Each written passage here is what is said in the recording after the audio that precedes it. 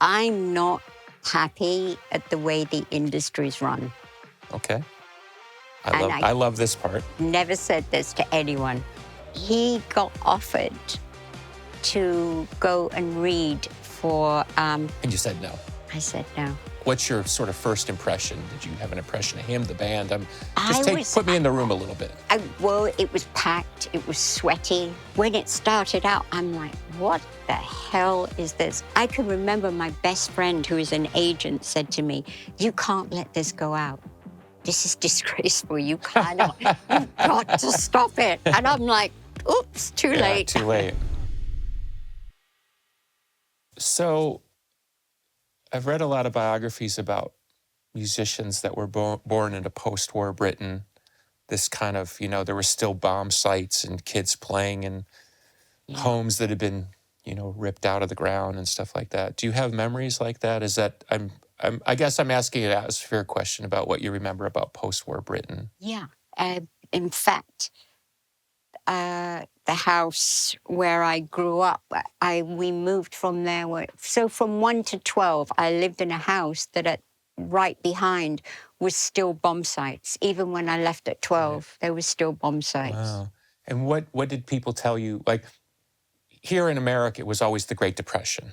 That's what you always heard about. Yeah. You heard about World War II, but World War II didn't happen here. Right. It was about Grandpa went overseas and then didn't want to talk about what he saw, that type of stuff.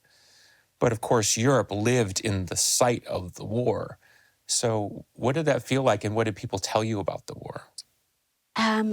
Everything was related to the war. There were even, I can remember as a child, there were gas masks hanging as you came into our house where you'd hang your coat. There were gas masks hanging. Still? Yeah. And there were air raid shelters at the bottom of our garden.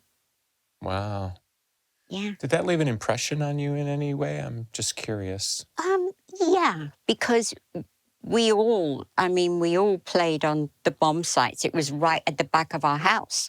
There was a whole street that had gone. Yeah. And all the kids in the area, it was the time where you did play in the streets. Yeah. And we would always be there. And too, with my husband, he too played on bomb sites. Yeah.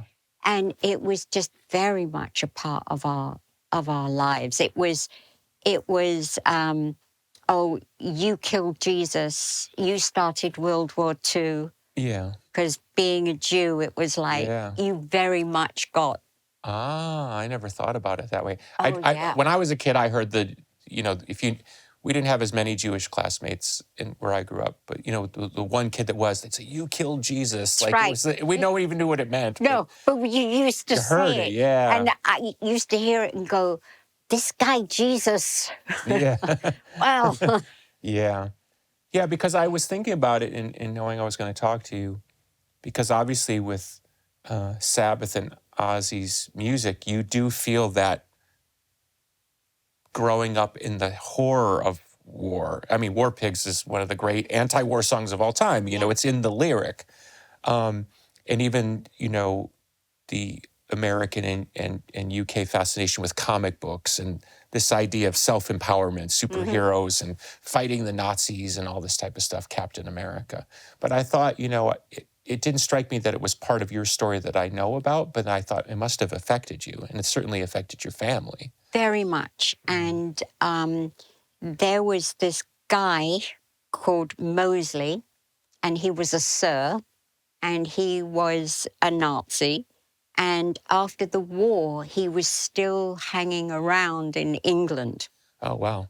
And was he a British subject, though? British, okay. Yeah, very, very well-spoken.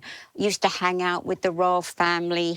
One of his bestest friends in the world was the king that abdicated. Right. And they ended up living near each other in France. So they were always buddies. And he was a huge Nazi and used to give rallies everywhere in England. And my dad used to go, and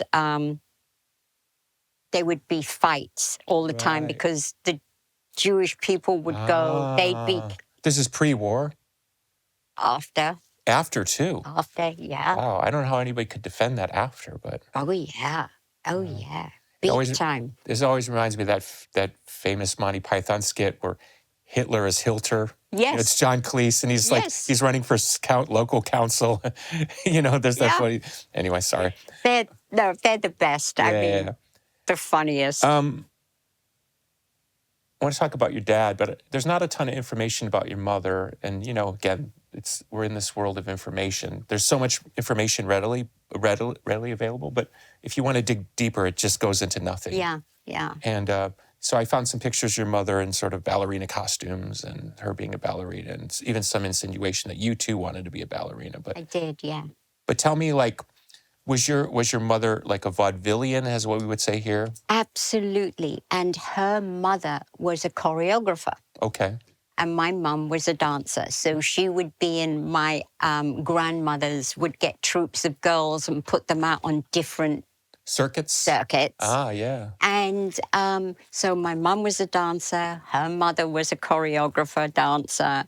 And my mum married a musical conductor. Okay. And he was very well known, apparently. And the marriage didn't last. She had a son and a daughter with her first husband, divorced. And in those times, nobody would get divorced. Sure, you were like, oh, yeah, she must be a bad woman. And she met my father, who at this time was a singer. Right. I have heard recordings of your father. I went out of my way. I never knew he sang. I mean, I certainly know his legacy in music, but not a bad voice. Yeah, he had a good voice. And he, what did you hear, Sunrise, Sunset? I heard that. I tried to find him. There was some insinuation that he kind of did like an Elvis imitation record, but I couldn't find that. No. Okay. No, he was very much... like a crooner? Yeah. Right. Yeah. And so they married. After 6 weeks, they got married. Right. So it was kind of a love at first sight type of thing. So I'd rather ask you than sort of poke around with what I read, but tell me about your father's pre-war life, because there's some sense that he too was a bit of a vaudevillian comic acting. Can you illustrate that a little bit? Okay. Before, he wanted to be a cantor, and he was brought up very religious Jew.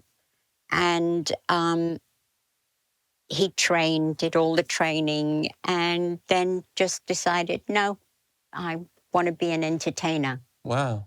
And so he used to do impressions and sing. Right. The things I saw is that he did impressions of like Al Jolson. Yes, he did. Yeah. He did, yeah. Did you think... it's hard because obviously his legacy in music as a manager is what people talk about, but did you think he had talent himself as a performer? Yeah, he did. And I can remember, like, as a baby, after the war, my father would put packages together and he would go and entertain the troops, the American troops, all over the world. And so my brother and I would go and we'd watch him. We were always together traveling. And yeah, I grew up in a lot of American bases all over Europe. Wow, I didn't know that about you. Yeah.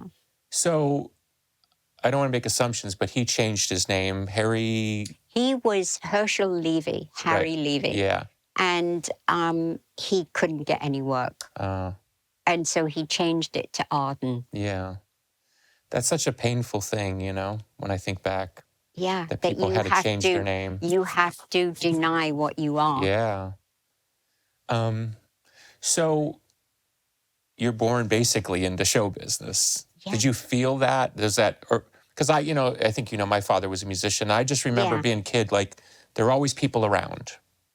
People in the house, people in the basement getting stoned. It was just part of my life. It was normal to me, but looking back, I realized why to other kids in the neighborhood it was very exotic. Did you feel that way too? The same thing, Billy. It was like we didn't have birthday parties for us and things like that in the house because it was a house where work was going on all the time. Yeah. So it was an intrusion. And we fitted in and we knew how to behave, but there weren't kids coming in and out of our house. Never. And same thing, musicians coming in and out and other agents and this and that, you know. So what was your sense of it then? And I guess what I'm saying is, like, what was your sense of the music business then? Because if you had gone on to be, say, an actor, it would be relevant in a way, but you end up becoming into that same world. Yeah, we didn't mix with anybody unless they were in the industry. Wow. That's the way it was. Was it because it was the people you choose to associate with, or there was, and I know back, and I was talking about the 70s, people treated anybody in the music business as less than. There was a feeling that, you know, my father was doing something untoward by being a musician. Yeah, get a proper job. Yeah, that was always, my father complained his whole life that my step-grandmother had once told him, when are you going to get a real job? Yeah, exactly. Yeah. And other people, yes, would think, oh, they're odd, you know, they're a bit extreme, don't want to mix with them. But we always kept within what my mother and father were doing. Where do you think your father's love of the business came from? He loved music. He just loved music. And that was his whole life. And he could read and write music. Oh, okay. And it's very rare for when he did become a manager, for the manager to read and write music. Yeah. And the musicians that were coming up then, not many of them could. Yeah. And my father could talk in technical terms to other musicians. Yeah, because, you know, the stories are legion about your father's kind of way of doing business. But then in the same breath, there was like Kenny Jones or something talking about he was so charismatic. Very charismatic. Because being an entertainer, he carried that with him all the time. And he was very dramatic. And when he would walk in a room, you'd notice this because of the presence that he exuded. And he was very, very charismatic. Was Gene Vincent like his first kind of really big act that he managed, or would you point to somebody before that? No, it was Gene. It was Gene. Yeah, because I remember seeing David Bowie perform actually on his last tour. I think David knew then he was sick.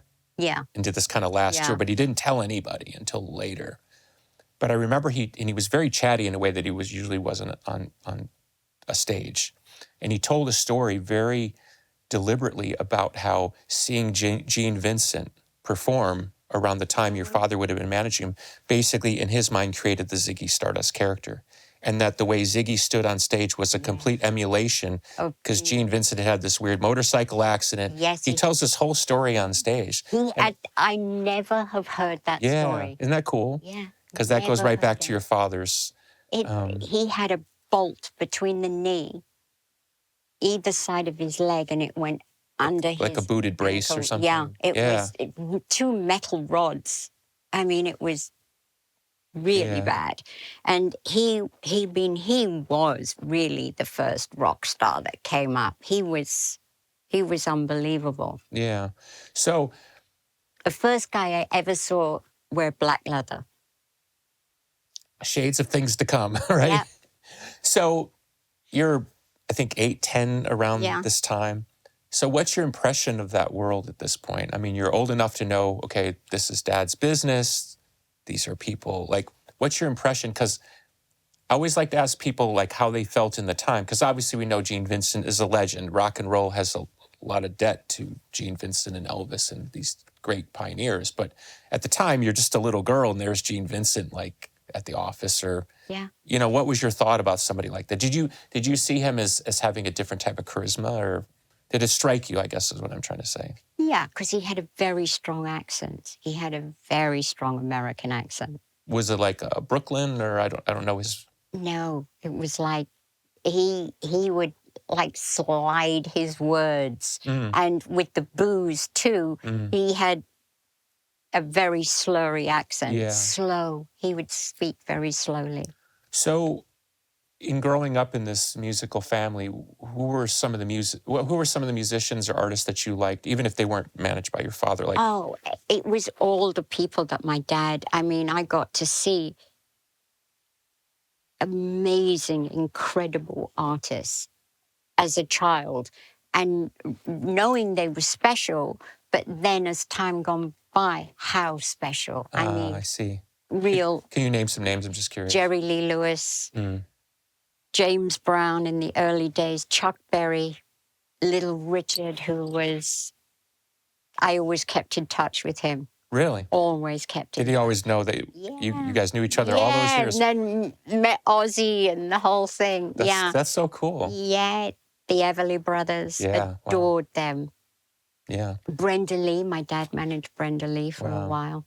Wow. Stayed in touch with her. Yeah, I just read Graham Nash's book, and he talked about standing on the stairs outside of some English hotel where he got to meet the Everly Brothers and how that changed the course of his life. Just for them to listen to him and give him that 2 minutes of like, time. You know, it's such an interesting thing because...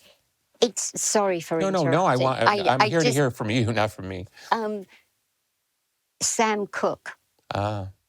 He was the one that stood out for me. Yeah. I adored watching him perform. So was your dad promoting and managing? Yes. Okay, so that makes all sense. At the same So time. That's why you're seeing these great artists that are coming over. He would put these packages together, and they were just, I look now at some of the old programs that I have, and I'm like, oh my God, all these artists. So your daddy really had a sense of like, he felt what was going on and he saw it. Did he like rock and roll? Loved it. Oh, Loved interesting. It. Yeah. Because not a lot of guys who grew up liking what he liked in that generation made that transition. You know? Frank Sinatra famously was criticizing the Beatles. And, yeah, exactly. He embraced it. I came very late to appreciate how good the Small Faces were. Did you? I went to school with Stevie Marriott. Okay, because I want to ask you about Steve. So, but I mean, at the time, did you? I know they were sort of in a way, like a teen sensation, but they had musical credibility. They did. And they did. And My Big Harp, and I'm kind of embarrassed to admit it now, I think they might be one of the most influential bands ever. But somehow in America, because when they caught on, it was kind of later, 30 Days in the Hole, like grittier rock. But when you go back and listen to the whole thing, especially with Steve and Small Faces, and you realize like how many people ripped him off, including Led Zeppelin, and it's unbelievable. His voice is incredible, just incredible. I was sent to a stage school. And so the school... Like a performing arts type of thing? Yes. Okay. So you learn all the performing arts and, of course... Is this you trying to be a dancer at this point? Or? Anything. Because it was like my father said, unless you can entertain, you'll never earn a living. So Stevie was at the school. Wow. And he was in a production of Oliver in London. Right. And he played the Artful Dodger. Yeah, right. And I mean, that voice of his was just incredible. And he was tiny little. He's tinier than you, right? And he was like real Scouse ballsy, kind of. bowsy, ballsy, like would argue with anyone. Yeah. Yeah. See, I think it's interesting because, like I said, now we can sit here and talk and we say this person's a legend and this person's in the Rock and Roll Hall of Fame. But at the time, the business was a fraction of the size it is now. It was still a business. It was still the music business instead of the music industry. Ah, I see. That's an interesting point. So I saw something, and before I say it, I know that Brian Epstein did it, but there's something about your dad chart fixing, and there was some controversy about him with Small Faces and chart fixing. And pay for play on the radio. Yeah, but they would go in the store and buy like a bunch of singles to try to get up the to get it up in the charts. Yeah, we would all go out on a Saturday and, pocket full of cash and go to every record shop and buy 2, 3. But that was kind of standard procedure back then. Yeah, sure. Yeah. When the Small Faces kind of started to take off, did that sort of change your father's fortune and that now other artists wanted to work with him? And were they the first kind of young contemporary band that he had association with? Or? Yes, yeah. That were English too. Yeah. And, but we were always had money or completely broke. So it was Burma bust, yeah. That's the way it was. I was always used to adapting. You just adapt, you know. Oh, we've got no phone in the house because it's been cut off. We didn't pay the bill. No lights. We didn't pay the bill. Or water. Yeah. Just okay. Yeah.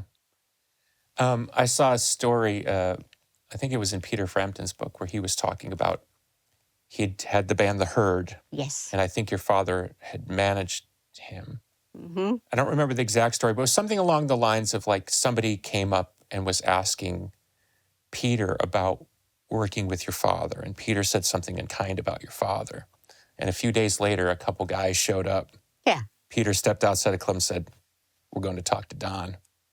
Like, you get in the car, took him to the car, he walks in, and there's your dad behind the desk and says, "Take my name out of your mouth." I'm not trying to say it as some sort of sign of his character. It's more of like, I know that business back then was very rough and tumble. There were no laws. Yeah. There were no laws. It was, you know, they were pioneers. So lawyers, this, the other, forget it. Right. Sign here, sign now. Yeah, or get out. Oh, there's two Yeah. more waiting to come in. Yeah, because my daddy, when he had some opportunities in Chicago in the late 60s, he told me later that the reason he didn't sign because of this implication that you were signing in with the mob people. Mm-hmm. I'm not saying that's your father's experience, but there was that feeling that there were other forces at play and you had to be careful where you stepped. And I think at least it's important pointing it out. Because like you said, now it would be about lawyers and magistrates and who says what and what the law is in California. Back then it was Wild West. Nothing at all. Yeah. And, you know, everybody knew it was quick money, very quick, like gambling. Yeah. And so everybody wanted a piece. And the mob was very much involved in America. Yeah. In those days. Yeah. They just were. And my dad had some connections and some with these guys called the Crays that ended up in England going, because they had clubs and they would want stars to come and perform in their clubs. And so my father knew them. And yeah, it's like when you see those old interviews where they're poking around with Frank Sinatra about whether he has any mob ties. Well, the real answer is you couldn't play a club in those days without some organized crime connection, because that's how they laundered their money. And Vegas. Well, yeah, that's what I'm saying. There's another side to that story. Yes, yeah. There was no way to play in that sandbox without having to rub elbows with somebody up to something. Right. And very much, you know, when artists would come, especially to New York on the East Coast, wherever they were involved. Yeah. They owned the buildings, the theaters. And the guy putting the chair on the stage. And if you didn't pay something. Yeah, exactly. So this is my understanding of the acts that your dad did manage, but maybe this is a wrong list. But Jerry Lee Lewis, some of the names she had: Little Richard, Gene Vincent, Air Supply, The Move, Black Sabbath, ELO. Mm-hmm. Anybody else that I'm missing on that list? It's a pretty decent list of success. Yeah. So... the Nashville Teens, the Animals. Oh, that's right. Yeah. I didn't know about the Animals. Yeah. Oh. Mm. Yeah. Now, there's a guy with a great voice. Well, there's the famous story of the day they recorded House of the Rising Sun. It was on like a houseboat. They went on this houseboat and recorded it in like a couple hours and then drove up the road to a gig. Mm-hmm. Didn't think anything of it. It's magical times in those ways. Yeah, now we make albums forever and Pro Tools. And we need to fly here and we need this guy in to do another mix. Yeah. And the purity has kind of gone. Yeah. That's why I love talking to you about it, because you were actually there and you saw it happen. Not a lot of people really saw the way that business ran at that time. It makes, in many ways for me as a fan, it makes those times even more magical, because you realize it really was trying to find lightning in a bottle. Yeah. And talent really was the great delineating force. So when you look at Small Faces, you know, when you listen to that voice, that's not him doing 18 takes. That's him stepping up to a microphone, in many ways live. Oh, yeah. Cutting the vocal. We've got 4 hours tonight, so can we finish? Unbelievable. It gives me chills to think about, because it's... If you love rock and roll, we love rock and roll. It's humbling, you know. And of course, your husband, one of the great singers of all time. It's like it was there from the beginning. He found it, or he had it. Yeah. It's not like somebody said, "Well, you know, Oz, can you if you move this way and if you dress this way and if we get this choreographer in, you know, kids will love it. It just came from within. It was for all of those artists. I always laugh because there's that concert film of Sabbath playing Paris like 1970. Yes. And Ozzy's wearing like a members only jacket. It's so like they're playing all these doom songs and Ozzy's in his members only jacket. So it's two questions, but take them any way you want. It's what did you want to be or become, and did your father want you in his business? Okay. So how does that work as a teenager? Like how are you, if I don't know, pick your age, 12 to 13, you're looking forward. I wanted to be a dancer, but I knew I didn't have the dedication that it takes to do ballet, because it's like being a gymnast. It's like 6 hours a day type of thing, right? And I didn't have that. I wanted to have fun. Really? And you can't do that if you're... So what's fun for you at age 13, 14?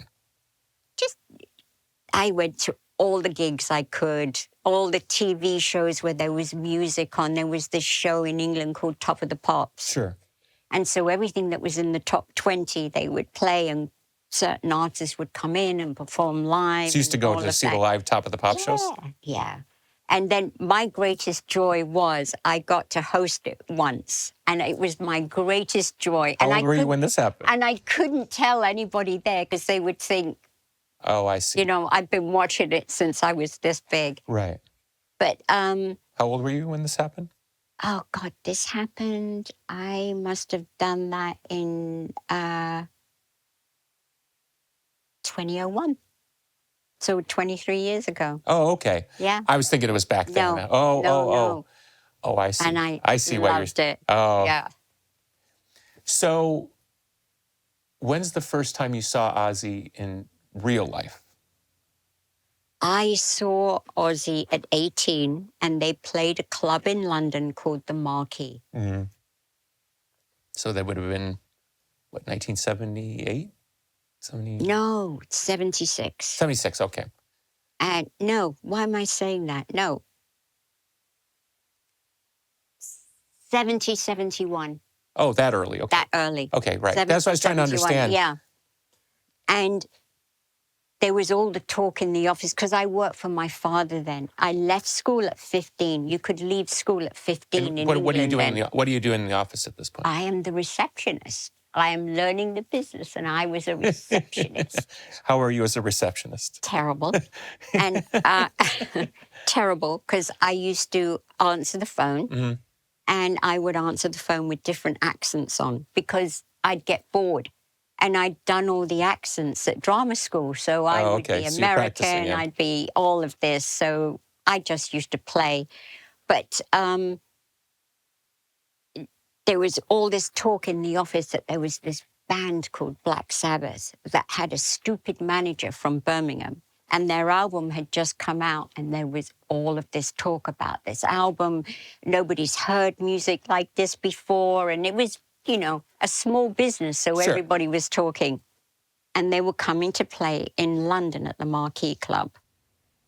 And every manager in London was there trying to steal the band. So you were at this gig where this is this kind of moment? Yeah. Yeah, okay. Yeah. So what's your, I mean, obviously you had a lot of time to live with your husband since then, but like, what's your sort of first impression? Did you have an impression of him, the band? Put me in the room a little bit. Well, it was packed. It was sweaty. It was small club, and when it started out, I'm like, what the hell is this? Because I'd been used to American artists always. I see. Or the faces, you know, and they were like jolly and happy, and I'm like, what the hell is this? What's going on? And the walls were all dripping with sweat. And, you know, I was like, what is this? I couldn't quite make it out. Yeah. But you knew it was special, the vibe in the room and watching everybody's face. Yeah. There are those moments in our life musically where you see or hear something and you know something's happening, but you haven't figured it out yet. So it's that odd feeling of like, I'm behind something, but why am I behind Yeah. I shouldn't like this, but I do, but I don't. But yeah. It was very odd. Yeah. And so the next day, they were due to come to see my father. So my father sent his chauffeur, who was a very interesting person, and he was also his bodyguard. Okay. And he was involved with the craze. Okay. And he had a checkered past, you could say, this gentleman. And it sounds better with your English accent. so he went to their hotel, picked them up, and brought them to my father's office. The first time they'd ever been in a Rolls Royce. And my father he knew how to put it on, impress. I gotcha. So they came to our offices, which were in Mayfair in London. And they come in, they sit in reception. and there you are. There am I, and they're all sat on the floor, and they wouldn't sit in seats. They had to sit on the floor, and I'm like, what the is going on here?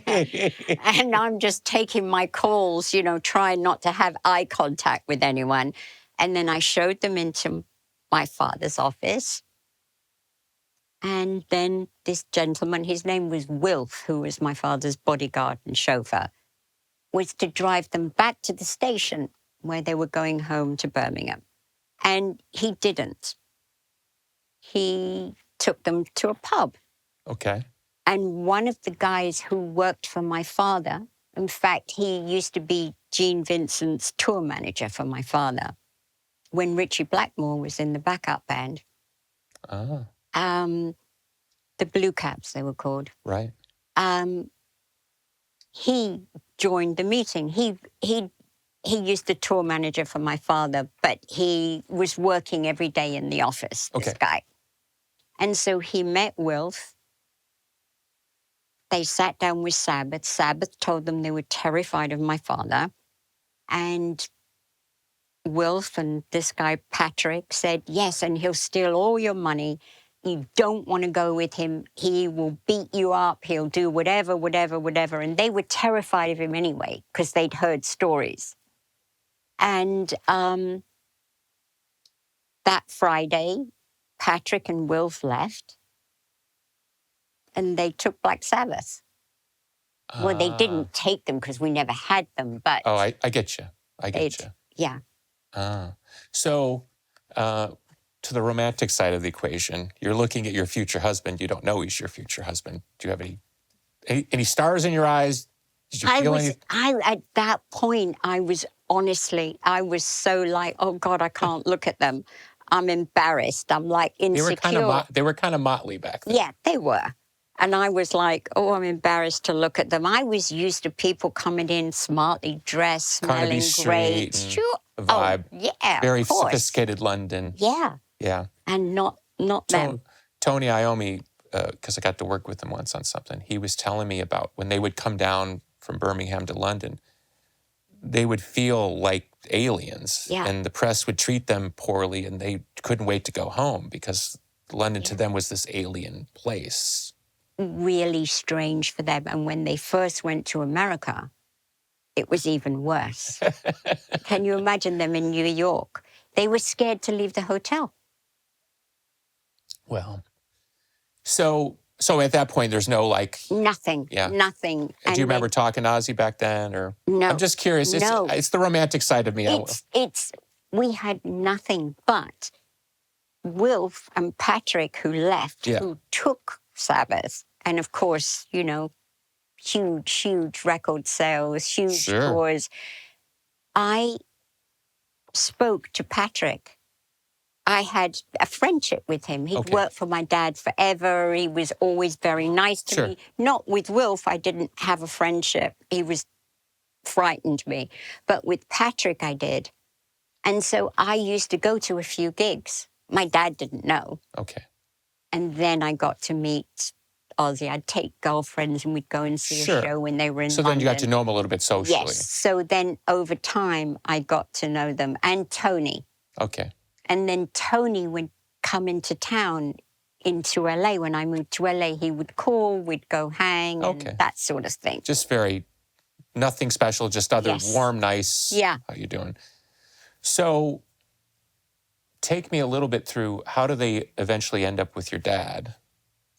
In early 79, Tony was in LA, and he said, everything we thought your dad would do, they did to us. They stole, they took everything. The guys would say, can we afford houses? Listen to this. They would do a 3-month tour of America. They would get £1,000 in a check each for the tour. Yeah. But they would think that was a huge amount of money. They were happy with it. Yeah. And then they'd say, do you think we have enough to ever buy a house? And Patrick would say, sure, yeah. Go buy a house. We'll take care of everything for you. And they would buy houses. They weren't big estates. They were houses, regular houses. And they bought them, but they weren't in their names. They were in Patrick's name. God. Even the cars that they drove, Patrick's name was on the pink slip. So when it all went up in the air, they came. So I know the story's off told, but just simply walk me through, at some point you fall in love and now you're managing, he gets booted out of the band. That year. It was that year that Tony called and said, would you talk to your dad? Would he take us back? Okay. Yada, yada. Yeah. And of course, my father's revenge was, of course I will. Yeah. And they came back. They would, they'd always complain about each other. It's a band. You know what it's like in a band. Every band complains about everybody all the time. All the time. Hate to blow the mystery, but that's the way it is. Right. And they were always on about Ozzy and this and the other and Ozzy. Can I stop you there? Because I'm such a fan and you were there. And the sense was they turned on him, but I've never really understood why they turned on him the way they did. It was generally it seems to be couched in he was getting too crazy or something. But was it, the most striking thing to me is, because I've seen this footage, where it's like suddenly, and I know they did it different times, but like Ozzy singing on the side in front of the speakers and Tony's in the middle. Tony had him moved to the side so Tony could be in the middle. Yeah. And I think the long and short of it, really, we all know Ozzy was never a good drinker. He was always the first to be on the floor. I mean, the worst drinker in the world and drug taker. The others could maintain some semblance of we're okay. Yeah. But Ozzy was always, on the floor. And I honestly think because Ozzy didn't play an instrument, that his value in their eyes was this big. Oh. You just sing. You just sing. All you do is sing. So I honestly think, and it's something I've tried to sort out, but my thing is that they were envious because Ozzy got attention, which every lead singer does. Sure. It comes with the gig. And they weren't getting the notoriety that he was. Yeah. And they thought, you don't do anything. You're drunk all the time. And why do you get all this notoriety? Sure. And I think that had an awful lot to do with it. Yeah. And they were kids. Yeah, that's... Kids. Yeah. Obviously, those bridges have been repaired and, mended long ago. But it's funny, too, because even as a fan, and I was listening to Sabbath starting in, 74. I was very young when I first heard Sabbath, about 8 years old. And to me, it still connects with me. I don't know why. I just love them. But the one thing that really does strike me, and because I was a fan during the contemporary times of those 70s and 80s records, I don't think any of us knew as fans that Ozzy had a charisma that went beyond just being a great singer. Yeah. He's beloved in a way that very few people in music are. And you love the man, but you've also had a front row seat to the way he connects with people is very unique. Did you have a sense of it then? Yes. When I started to hang out with the band more and more because really Tony and I had a friendship. Like Sure. he would come in, you know, like I say, he would give me a call. I'd take him to some clubs, whatever. And Tony's a very sensible person. He's kind of gentlemanly and very gentlemanly, and I mean, he's just a nice person to hang with. Yeah, he's lovely. Very social. Tony is very social, and you know, we had a friendship. And Ozzy has this thing. He's just, you can't dislike him. He has the best smile in the world, the best smile. He would smile at you and, you know, you'd want to hug him. Yeah. And he always remained, he still is a fan of music and other musicians. Yeah. He's a huge fan. And I think that people got the sense of him that he's very genuine when he says, I love you. Yeah. He does. Yeah. You know, like, and you saw it, he would always say in concerts, we love you. Mm-hmm. And I can't think of anybody who ever said it the way he did. People will say, we love you, thank you. But he would say it through the whole night. Mm-hmm. And now, all these years later, I realize he really meant it. Yeah, he does. And he over and over and over. And there were times when people would say something, oh, Ozzy's crowd is this, that, the other. Have you seen the Ozzy crowd? Jesus, you know, nothing like Sting's crowd or the Stones crowd. And what a thing to say. But I understand. And Ozzy would go insane. He would go insane when he would hear those things. Because to him, it's insulting the people he loves. It's insulting. It's like, how dare you? These are my people. How dare you say these things? Yeah, it's beautiful. You know, and it's like ticket pricing. And, you know, oh, you know, if you want to go see the Stones, it's this much money. And he's always very much like that working mentality. You don't do that. Why make your fans pay more to see you? God bless him. So take me through, you've known him for years, and then one day you're in love and managing. Well, it was when the band had decided definitely Ozzy had to go. Yeah. And Tony said to me, who do you think I could get for a singer? And I said, I know this guy, Ronnie Dio. Mm. Yeah. So I introduced them. They got on really well. Yeah. Because Ronnie was a very social guy too. Sure. Very easy to talk to. Yeah. And they all hit it off, which was great.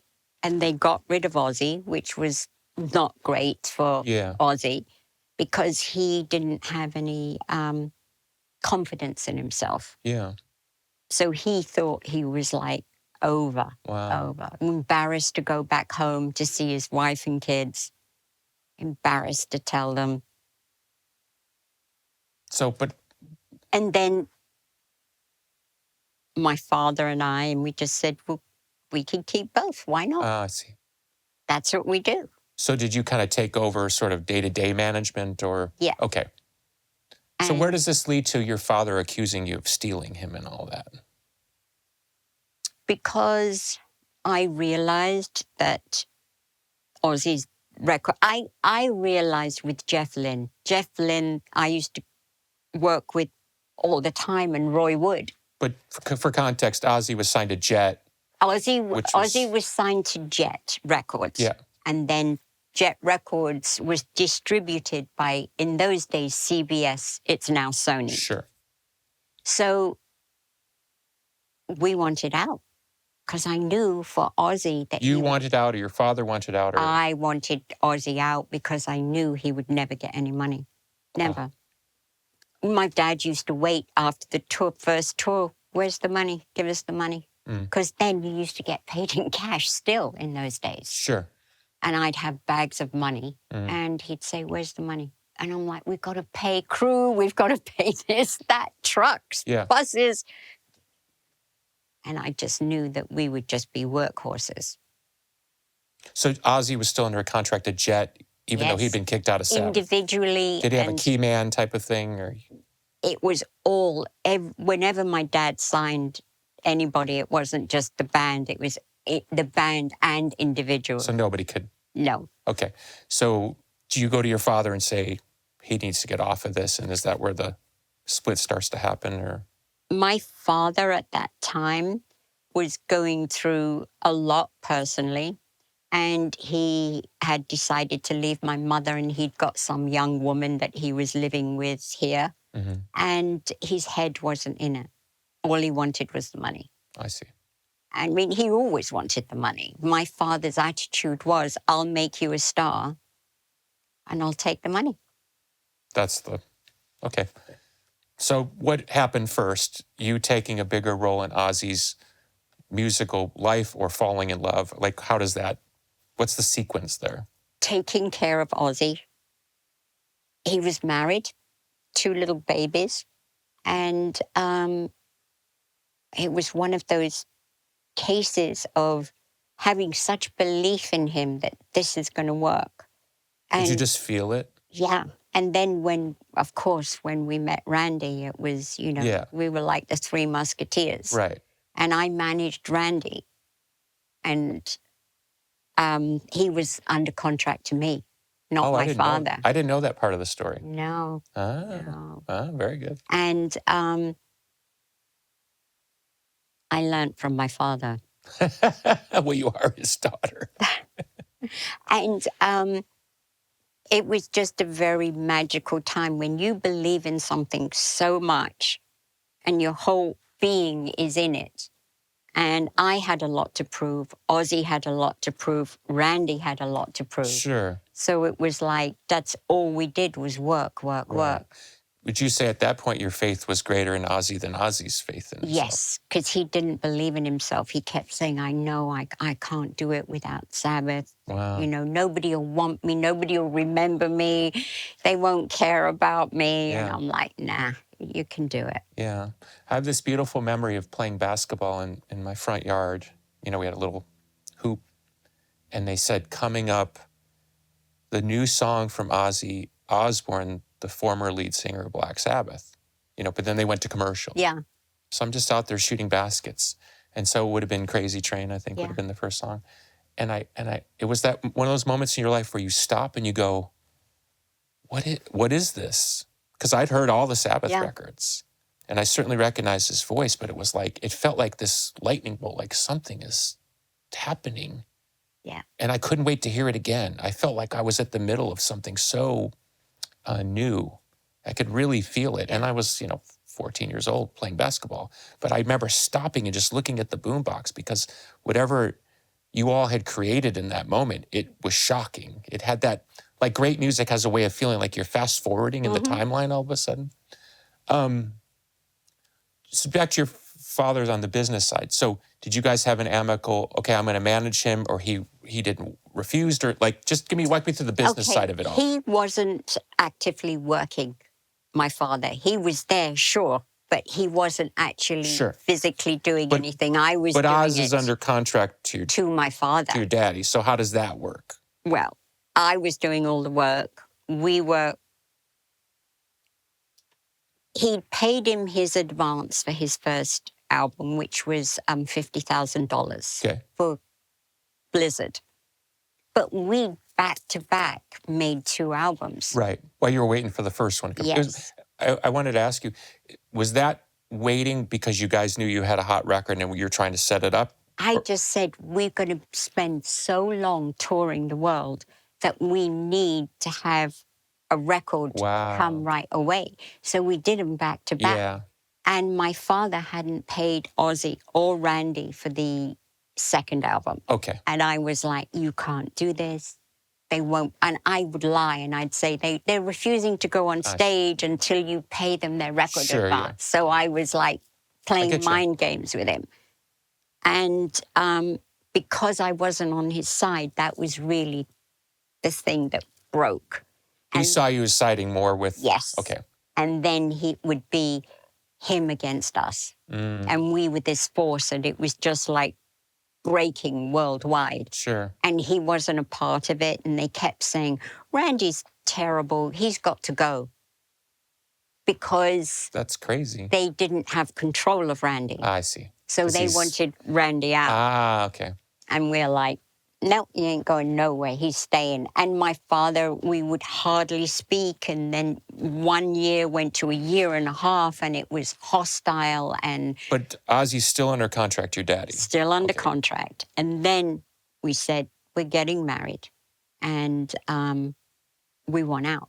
Totally, totally out. What do we have to do to get away from you? So now it's just a business thing, right? Yes. Okay.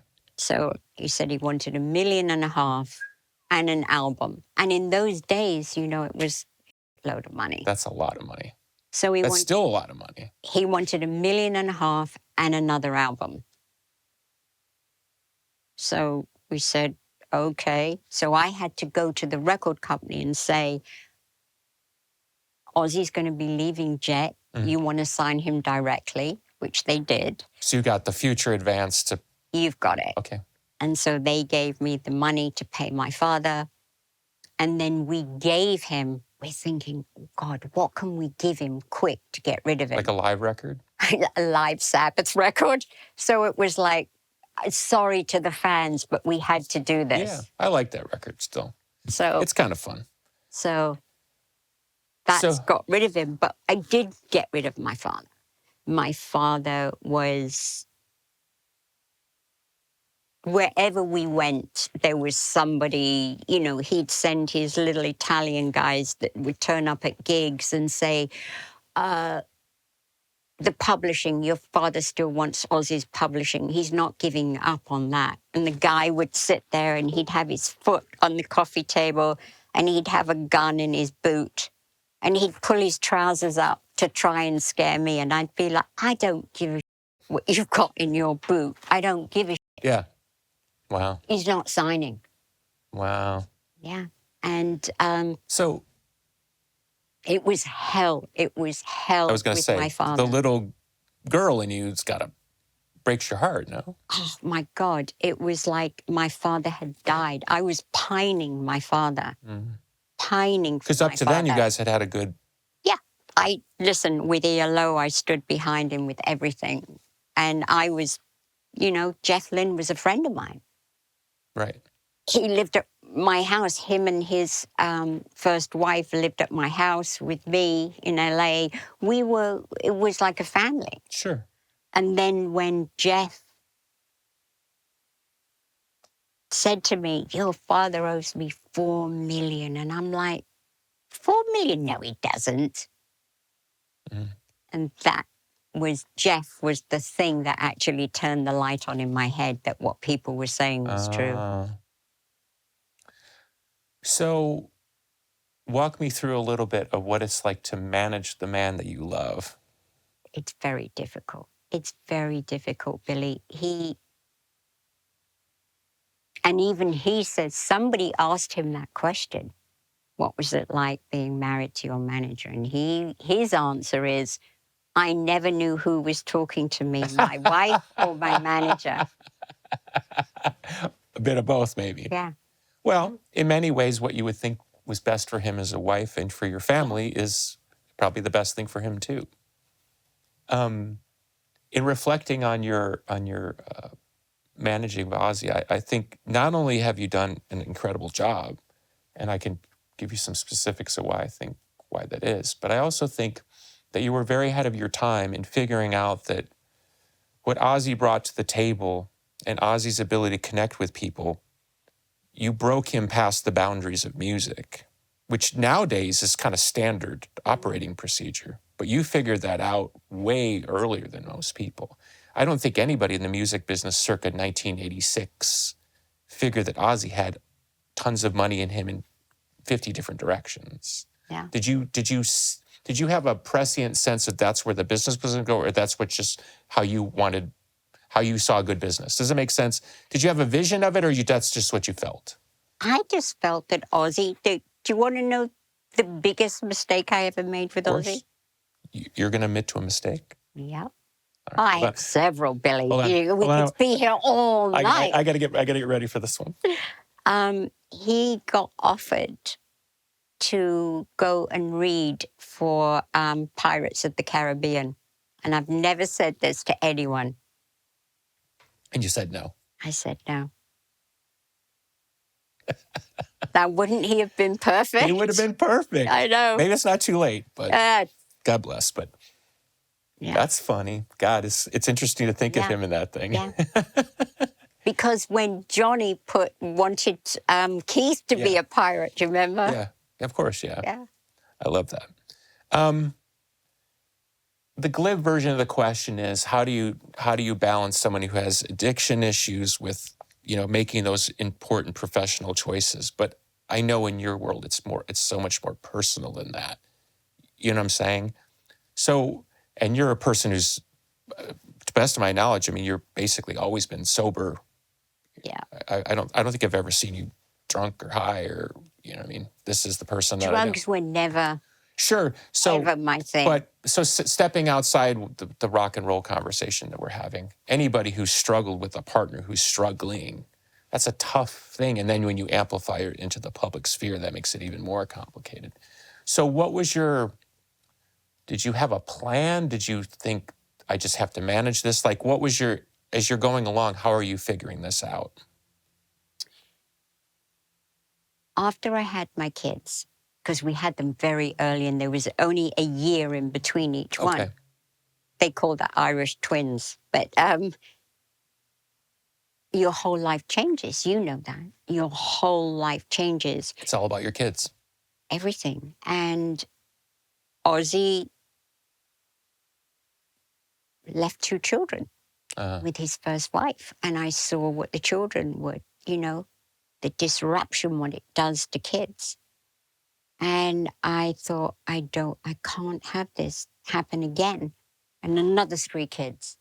How can you do that? Yeah. And so every time it would get bad and I'd go, oh, Jesus, I should just, go. Yeah. But you think, no, I've made a commitment. I love him. And I cannot have my kids come from a broken home. Yeah. I just can't do it. I've seen the damage. I know the damage. Sure. I've lived it. I don't want it for my kids. And I just adored him so much that whatever he would throw at me, I'd throw back at him. We had a very, very volatile relationship. Because Ozzy came from that generation of, you can hit a woman, it's fine. And I'd seen so much violence growing up with my dad. Yeah. Not that he was violent to me, but with you other saw people. it, yeah. Yeah. And it was just like, well, that's what people do, don't they? It's the same in my world. Yeah. You tell somebody, oh, I'm getting my ass kicked, and they say, well, do you think it's any different next door? It's just the world we grew up in. Yeah. So now, of course, people have different conceptions of it. So for you, was it because I meant to ask you this question, it's like, because you've always had a hard-charging, aggressive managerial style, and, you certainly believed in what you believed in. You were never shy about saying what you felt, and you certainly defended your husband in a million different ways. And in almost every case, you were right. He turned out to be the legend that you believed him to be. It's easy to say that now, but, whether it was stupidity about biting the head off a bat, all that stuff that we would see in Cream magazine, now people think it's funny, but at the time, the music business was way more conservative and... Oh, conservative, Billy. They would take his albums out of every Tower Records. They would, ban him on certain radio stations. And it was like, he's not a killer yet. I mean, Yeah. It was just, serious. I can remember CBS calling me and saying, if Ozzy ever comes to our premises, or after he bit the dove off in the meet and greet that we had, we will stop releasing his records and we will not let him be sold to another label. We will just destroy him. Yeah, and back then they had that power. That's a real threat. Yeah. It's not like now where he can run to social media and get the fans to rally behind. Back then, if they wanted to digitally analog assassination, if they wanted to, they could, and they could get all those stations to stop playing your records. Yeah. And remember that? I don't know if you know that story where there was all the payola going on in the late 70s, and Pink Floyd got sick of it. So they basically said, we won't be part of the payola process. And CBS tried to work the record without the payola, and every radio station in America basically said, okay, we won't play Pink Floyd anymore. That's right. And that's when Pink Floyd learned that the power that they thought they had, they didn't have. They didn't have, and it was all like, you know, oh, you need a new car. Oh, you want to go to the big game or the World Series, Sure. whatever it was. All of those radio people would be there. You know, that's how the perks of the job. Yeah. They weren't going to stop that. So the question that I was after was, and this is why I kind of connected it to the world that you and Ozzy grew up in, this kind of post-war world. It's like, because sometimes people ask me, like, what is success? Is success winning or is success survival? Survival. That's what I thought you'd say, but I wanted to hear it from you. It's absolutely survival. Just keep. And the whole thing I always used to say to Ozzy was, we just want to stay here. You never want to go here because there's only one way, and that's down. We just want to stay here. Consistent. Mm-hmm. I think as an outside observer, and obviously we know each other a bit, but I think Ozzfest is probably your greatest coup. Did you have a logic behind that at the time? Yeah. So tell me your logic. I want to see if it matches what I think. Okay, well, everybody was playing Lollapalooza, everybody. And, you know, they had all those alternative stages. They had the Singing Monks. They had Tom Jones, yada, yada. I was there. And I'm like, yeah. And I'm like, well, what about Ozzy? And the agent for Lollapalooza said, Ozzy's not relevant. And that pissed me off. Oh, yeah. Because I thought, how disrespectful. How about half the bands playing owe a debt to Ozzy? It's like, how disrespectful to say that about any artist. But especially someone that was very influential to the alternative It was like, music yeah. world. I mean, everybody but Peter Hook from New Order, Kurt Cobain, me, we were all in debt to Sabbath on some level.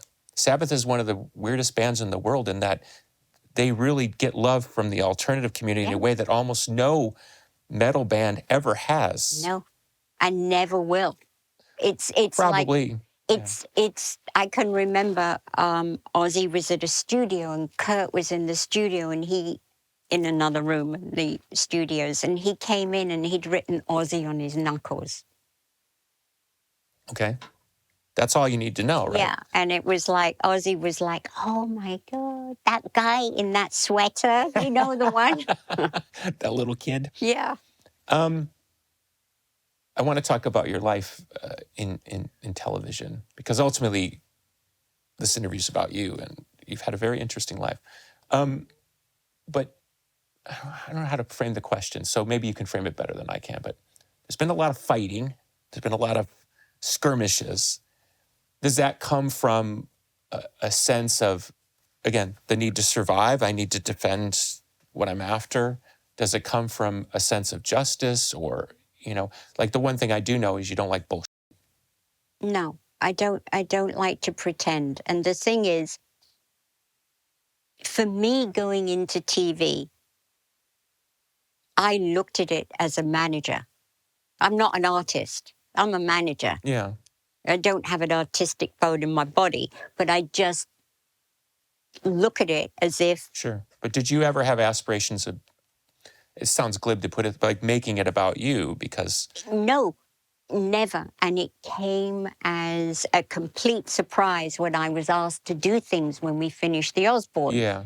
And I'm like, okay, what's the deal? If the deal is good, I'll take it. Did someone approach you to do the show, or was it an idea that you had? The Osbournes? Yeah. No, it was the kids and Ozzy. I wasn't in it. Did Cribs. Okay. And it was the most requested Cribs. So they came to us and said, well, we want to do something. What can we do? So then you bring in people and people start riffing. Were you hesitant to let people inside your world as much as you ended up? I mean, it became very personal. Yeah. No, I was like, no. Did you see how it would help the business? Because initially it was only meant to be 3 weeks and it ended up 3 years. Yeah. And that's how we got to own the Osbournes, because the guys came, the film crew came, and a year later, they were still filming and it hadn't been released. Oh, wow. And then they said, we've got to do a deal here. And I'm like, okay. Wow. Yeah, I mean, now looking back, I mean, it's such a groundbreaking series. You know what I mean? Do you see it that way? Funnily enough, we'd looked back on it as a family together. We were looking at it all as a family, the four of us. And it actually disturbed me. Really? Yeah, it did. Tell me It why. disturbed me. For my kids. Mm. You know, Amy didn't want to do it. I remember talking to her at Yeah. that time. Yeah. I asked her point blank, why don't you do it? She says, I don't want anything to do with this mess. Yeah. And I looked at my kids and what they were subjected to because I allowed them to, Sure. and their behavior, and I was shocked. Mm. Yeah. Okay. But you're in it so deep. And when it came out and it was like, everybody thought it was amazing, I'm like, do they? Okay. Yeah. I can remember my best friend, who is an agent, said to me, you can't let this go out. This is disgraceful. You cannot. You've got to stop it. And I'm like, oops, too late. Too late. It did, am I right or wrong, and this might be an improper assumption, it did seem to revive Ozzy's musical life in a way. Was it because am I wrong about that? No, you're right, because there were people that had kind of heard of Ozzy's name, but had never seen him. Sure. And so they saw him and they either fell in love with him or hated him, but more fell in love with him. And then they would go out and buy his old records. So it helped everything, because fans that we never thought he would ever reach. But it's interesting. He reached. It's interesting that it was more of an organic process inside your world, because looking from the outside, it's like, it seems like a genius coup, you know. They call it like first mover advantage, that you'd figured something out. No. But Ozzfest, you know, that I think was... It's because they were so disrespectful about Ozzy. I was like, I'm going to show you, you bastards. How dare you say that about an artist? And I went insane, came up with the idea, well, we'll do our own festival. We'll do a heavy metal festival. It's never been done. Let's do it. It definitely worked. And it worked. And it was like 20-odd years Amazing. Of fantastic summers, fantastic bands. Look at the relationships that were made because of that festival. Exactly. Amazing. And what it did was it then opened the doors for other promoters in other countries to do the same thing. Yeah, sure. So for the genre of music, it was passing the torch. And I look at the bands that are now doing their own festivals, and I'm like, it's great. Yeah. It's fantastic. Yeah. At what point do you make peace with your father again? Okay. There were years that it was just horrific for me. I mean, we'd be asked to leave restaurants, certain restaurants that my father... Oh, yeah. I mean, like, everybody in the beginning thought that Ozzy and I would fail. Everybody. The whole industry thought that we would fail. Well, they don't know you very well. And we had a really, really hard time. I remember one time I came back from a meeting and the nanny was in the hotel room. This was before we had a house here. And my father had been on the phone and spoken to the nanny and said, tell my daughter to get out of town and get those kids and leave this town. Wow. Yeah. Okay, so how do you make peace with that? My father was diagnosed with Alzheimer's, and he'd lost all his money. He ended up, and he had air supply. That was the only thing he was managing, and then that dwindled. And we've always, our entire family has always been huge spenders. My father would be, you got it, you spend it, I'll make more. And he kind of passed that on to me, unfortunately. But he had nothing. And he had Alzheimer's. And my mother had died. And there he was. Did you pick up the phone or he picked up the phone? No, Ozzy. I wouldn't pick up the phone. So Ozzy picked up the phone. Ozzy said, you have to go to your father. Oh. So how do you feel when he tells you that? I'm like, I just paid a tax bill of my father's because not only did I work for my father, but all his companies, everything was in my name. Everything. Did you know that at the time? Yeah. And I Oh. trusted him. I didn't know. I see. We're flying to Singapore. We're getting, 50 mil from this bank in Singapore. Sign for it, Sharon. Sign for it. Oh, okay, I'll sign for it. Yeah. Bull, Wow. And Did you go see him or call him? I called him, Mm-hmm. and it was early Alzheimer's, so, and then he had a bad heart. And then I said, okay, I'm coming to England. I'm going to get you fixed up, and I'm going to bring you back to America. And that's what I did. I brought him back. I put him in an apartment with nurses, and then after a while, he needed to go into a home because it was full-on Alzheimer's. Yeah. And it sucked big time. Yeah. It's wicked thing to ever have. I went through it with somebody in my life and watched it up close, and it was very hard. Oh, it's very hard. It's heartbreaking.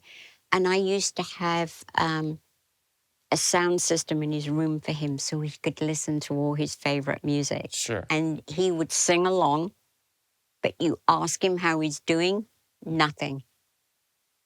And that's the healing of music. Wow. He would sing along, not mess up one lyric. Yeah. Yeah. Was that hard for you to make peace, or did you say, I'm just going to do what I need to do and then kind of sort it out later? Does that make sense? Yeah. And then when my father died, I went and sat with him for a while. Said everything I wanted to say. Yeah. I hear you. My father passed away a couple years ago, and I'm still in that space, right? I haven't quite worked it out yet, but I get it. Did you have a good relationship with your dad? It was back and forth. Yeah. He had such terrible drug issues that, like a lot of people with those issues, it's like one day it was the greatest and awesome best daddy in the world because he loved music, and we'd talk about Jimi Hendrix and the time he did this, and then the next day he'd be like, give me 15 grand. And I'd be like, why? Because I need it. Sounds like my dad, but my dad didn't do drugs or drink. The drugs is the complicated thing, because you're always in that space of like, I did say one thing once to him when I said, because I was always very judgmental of him doing drugs.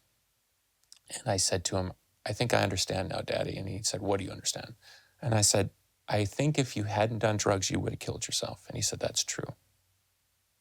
So at least I found some peace there, was like, even though I don't like it and I don't like what it did to our world, I also can appreciate that that was your way of staying here. And I do think that was true. Yeah, because I truly believe that the drink and the drug makes addicts feel the way they always want to feel. Sure. And they're trying to fill that big hole that they all have inside of them. Yeah. Well, think of all the people, your husband included, that you've watched throw away opportunities and moments in life because they're just not able to hold it together. It's a tough thing for everybody involved. So because of the Osbournes, they start calling you for television. Yeah. Were you surprised by that? Totally. I'm like, oh, okay. And then I get a call from a company that wanted to do a chat show, and then... Sure, And the thing is, with me, I was on a... because I'd been in the industry my entire life, I get it. And it's like, people who make TV think that they're saving lives. It's TV. It's a TV show. That's all we're making. It's not that important in the big picture of life. But people who work in TV are like, oh, this, that, and the other. And a lot of the time, I would be pissed off because I wasn't getting paid what my male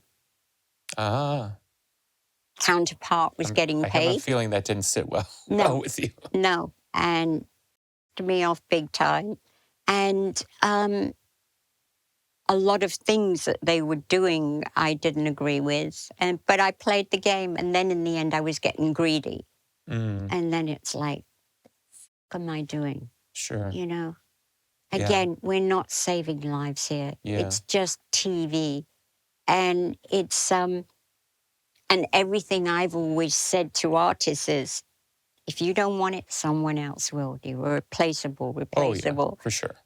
And there's always talent coming up. That's one thing you can never stop. Wars can't stop it. Yeah. There's always that wonderful creative spirit in people that will always go on.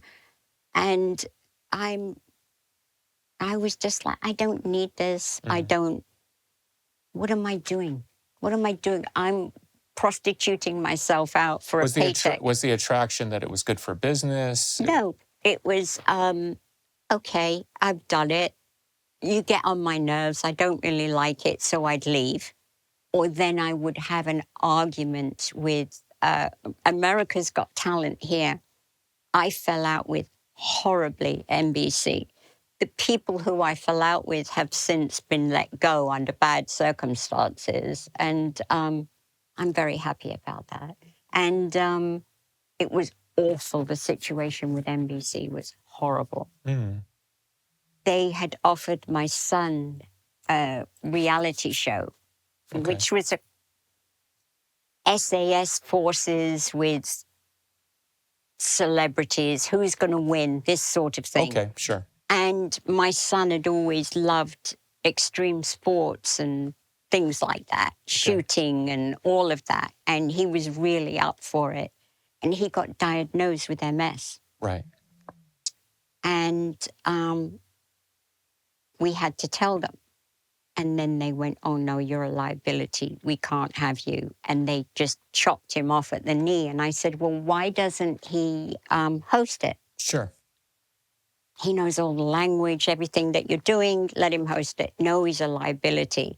And then I just said, fuck you, I'm leaving this show. And I left under such bad circumstances. I couldn't believe the way they were behaving. And I don't care, because I'm not looking for my next gig. Sure. So I can turn around and say to them, go f*** yourselves, take your little TV, shove it up your ass, and leave. And they're not used to people talking to them like that. Yeah. They get like, she's insane, she's this. Well, I am insane, but it's like... Yeah. I don't want to rehash the stuff that happened with the talk show, The Talk. But I certainly didn't like the way you were treated. That seemed strange to me. It was very, very strange. And I was sticking up for my friend who I've known for years. Yeah. And I know for a fact, Piers Morgan is not a racist. Yeah. Absolutely not a racist. And I didn't like what they kept saying he was, and I was standing up for him, saying, no way. Yeah. And why even if he was a racist, which he's not, and a friend of mine, why does that make me a racist? Because I'm his friend. Well, we've lived through this very strange time, which hopefully is ending, of this kind of I hope so. guilt by association and innuendo and clickbait. And I really hope that we can kind of come out some other side, because it's very damaging to the West, where we really are the place of freedom. And we're setting a very terrible example if we're trying to take away, like, let's call it the ability to even just disagree. You know, I always love that saying, let's agree to disagree. It works perfect in a band. You're having the band argument and you say, you know what, let's just agree to disagree. Exactly. And the thing is, because, you know, everybody wants to know, who are you voting for? Well, actually, it's none of your business. Right or wrong. And they either like you or don't like you, depending on who you're voting for. And it's like, it's none of your business. Yeah, well, hopefully we're coming out of it. I hope. I think, please, Jesus.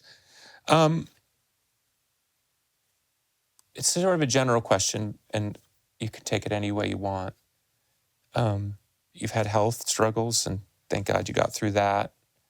And I saw something where they said you've been open about your depression, but I don't know what that means. Is that something I just read, or is that true?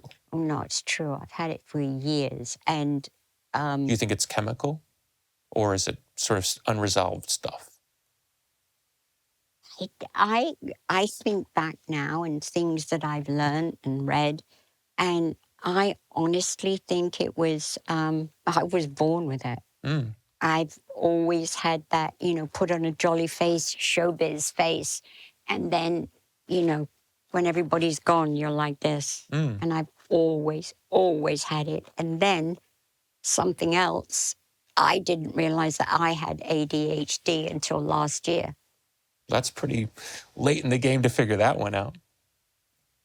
I just thought that I had one of those heads that didn't stop. And it's like, I've got the TV going in my head, the radio, and an album. It's like all going on at one time. I've got all of these different things going on, and it's that was really enlightening because I just thought, why doesn't anybody else have this? Why? And I can't explain it. Would it voice itself in insomnia or nervousness or never sleep. Anxiety and never sleep? Always been just a couple of hours. Really? Oh yeah, I'm up all night. Oh. And the head starts, the voices, all the shit. So, because I think most people look at lives like ours and they say, it's hard for them to relate because in the American estimation, and you've been in America for so long, is if you have success, that's the cure-all. And of course, we know that it doesn't work like that. In many ways, I'm not saying it makes it worse. It makes it more difficult because you're navigating public, private, different struggles. So. And too, in this business, you don't want to show people your insecurities. Oh no, that's the worst. The worst. And maybe that goes back to my question about the public squabbling I'm not trying to get anything specific because it's not important to me, but is that maybe part of what made you feel like you had to be feisty? Do you know what I mean?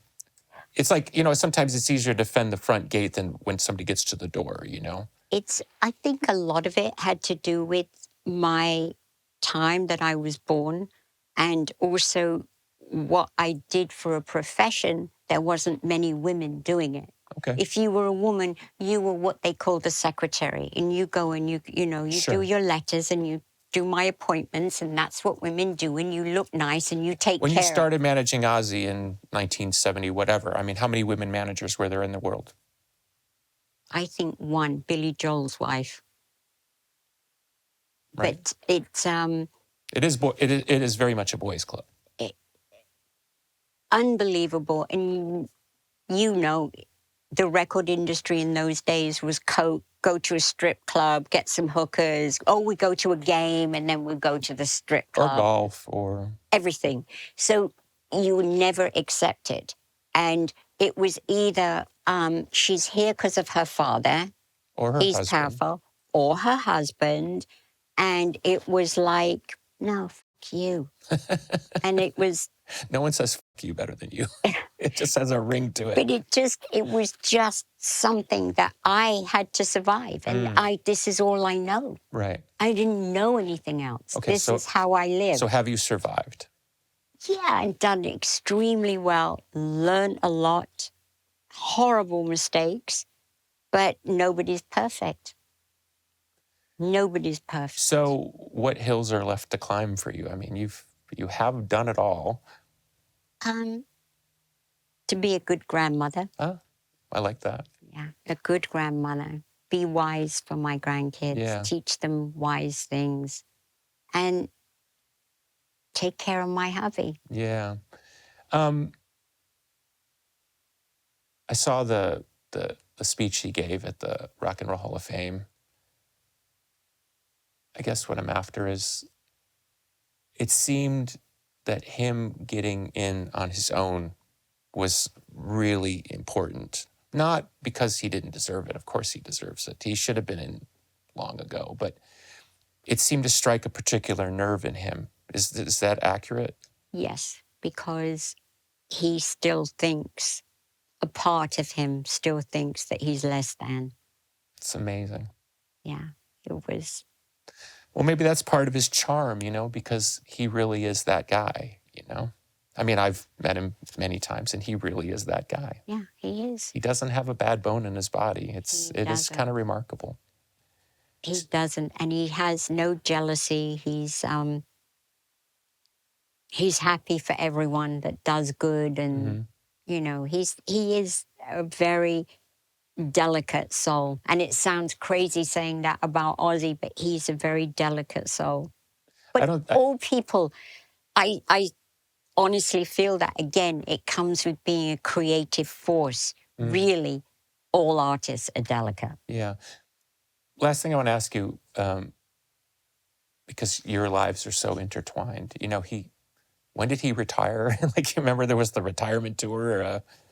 That was a long ago, right? Oh, that was in 92. Okay, that's what I'm saying. That was because at that time, he was having a problem with one of his legs. And we took him to a doctor, and he was wrongly diagnosed with MS. They said he had MS, but he didn't. He had Parkinson's. The guy just gave us the wrong diagnosis. So I thought he had MS. So I said, okay, we're retiring. We're going back to England. We're taking care of Daddy. So when I got to England and I went to some professors, they said he doesn't have MS, which of course he didn't. But they didn't pick up it was Parkinson's because they're very similar. So I guess what I'm after is, it seems like, and it doesn't matter the year, it's just the idea. It seemed at some point he clicked into a phase, and I think I even saw quotes along the way. This is not recent, but in my mind, that he needed music to keep going. And I'm not saying to live, but it seemed like music kept his spirit up, or his... He says his own words are, it's the only thing I've ever been good at. And he doesn't want to give it up. Well, good for him. Yeah. He gets such joy from it. He loves it. Just loves it. Loves, some people can just kind of cut that side of their life off and then go and retire. And I've seen it, yeah. Yeah, me too. He can't do it. He loves it so much. And that's what's so tough, because, he wants to be with the guys touring and... Yeah. Okay, so last question. Could you have imagined, them on the floor in 1971 at your dad's office, or you, when you guys fell in love, that you guys went on this crazy journey? I mean, it's a really unique, and in a way, very American. Maybe I'm being biased. America has a way of creating this strange opportunity where people step forward. Mm-hmm. And you and your husband have stepped forward so many times. And even just preparing for the questions, it's like, and then Sharon did this, and then Ozzy did this, and then we could talk for 18 hours about this tour or that thing or this feud, you've had a very full life. Do you feel that? Yeah. Yeah, I'm tired. You? Yeah, I'm tired. Just want to be a grandma now? Listen, I got 5 of them. 5 Beautiful. grandkids, and hopefully more, because Kelly's looking forward to having more babies. But I'm tired. Really? It's okay. How about this? I'm not happy at the way the industry's run. Okay. I love this part. And I can't keep screaming. I can't keep screaming and trying to make things change, or it's still, the one thing that gets me is, and I try and explain this to all young musicians. If you see a house that you want, you go to the bank, you ask for a mortgage, they will give you the mortgage. You pay off that mortgage, and then the house is yours. Not in the music business. Not in the music industry. You pay for your marketing, for everything. And they own that album. And I cannot. And it's the same with everything, film, everything. Mm-hmm. It's like, what are we doing here? And then, now it's they're insisting on the publishing and merchandising, and it's it's got to a point where there's so much money in it that they forget that it's human beings that they're dealing with. We're not cars, we're not cans of soup, it's human beings. And it just gets me like this. Yeah. I'll tell you a little story, and it's a good way for us to end. I was in a meeting, a big meeting, and they were showing me all this data about my band, and they were doing that very kind of subtle way, like, if you could only point this direction, you know, it would be in your best interest to point this direction. And then I asked a question about something to do with radio or something. And they said, well, this station is still mad at you about something you said in 92. And this station is mad that you didn't play their Summer Festival, their fish fry in 97.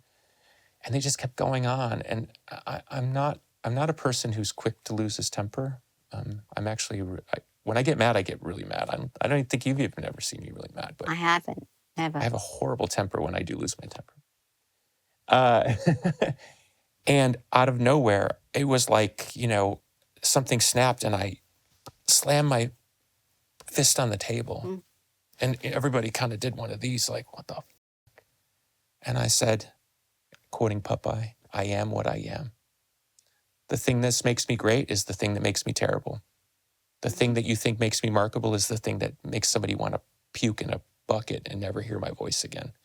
I can't separate who I am. Mm-mm. I am the way I am. And even in our squabbles in the years, it's like, you are you and I am me. Exactly. And that's it. And there's nothing wrong with that. That's kind of the way it's supposed to be.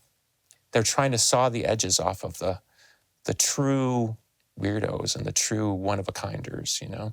They would love to turn into a cookie dough business. Of course, but look at it now with all the Korean bands that come out and all this K-pop. Gene, have you ever heard how they do that music? Oh, please, Let me just tell you one quick thing, because I had a friend, he went over there for a while, lived over there in a while, ended up hanging out with those people. So they have these rooms, and literally in one room, they'll just write choruses. They don't try to write a song, they just write choruses. And in another room, they have the kids who are really good at writing bridges. And in another room, they have kids who are really good at writing verses. That's how they do it. So they'll just write verses all day, because that's what they're good at, these kids. And then when it's all said and done, they have a bunch of stuff. They'll go, I'll take that chorus, that bridge, and that verse. And that's how they make those songs. It's just a factory. Oh, it's a complete factory. And, you know, they'll chop these kids up to make them look kind of like more Western. And then, you know, they'll use them as soon as they get old out. A younger one comes in, and it's just soul-destroying. Totally soul-destroying. Well, we're not going to be able to fix it. No, we can't. You know, last thing I would say is, like, you saw in your youth, and obviously your daddy saw this amazing moment of rock and roll being born in the greatest music engine of all time, which was the UK in that period. And then your husband, you know, and of course many other pioneers invented a genre of music that nobody knew existed. Everybody held their nose and said, to hell with it. And here we all still are talking about Black Sabbath 60 years later and all this stuff. So there is some justice, but I think at the end of the day, they still win. I don't know why. I'm just cynical about it. Do you feel that way? I am. Listen, one of the guys that runs the biggest record company in the world turns around and goes, we have to fuck the artists before they fuck us. And that's your philosophy of running. Did they say that out loud, or you just heard that behind the scenes? Out loud. Okay. And it's like, what? No. Yeah. Why can't it be win-win? Well, I think that gets to the reason why they're in the business. We're in the business because we love it. We love the concert, the lights going down. They're not in the business for the moment the lights go down. No, they're not. There's always that guy, I remember, it was like, I called it, I'm the guy. I'm the guy who signed Nirvana. I'm the guy who found Guns N' Roses. I'm the guy. Usually a guy. So, but we're us. God bless. Thank you for coming. It's so good to see you. You too.